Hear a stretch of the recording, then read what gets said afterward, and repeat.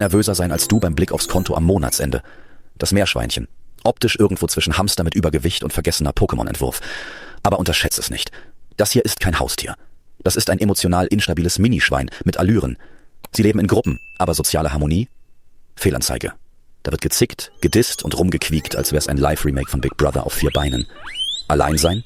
Totale Katastrophe. Setz ein Meerschweinchen solo in den Käfig und es kriegt so schnell einen Nervenzusammenbruch, dass du denkst, es bräuchte eine Therapiegruppe. Kommunikation? Ein eigenes Sprachniveau. Zwitschern, quieken, brummen. Jede Emotion hat ihren eigenen Soundtrack. Happy? Gleich Popcorning. Das heißt wirklich so.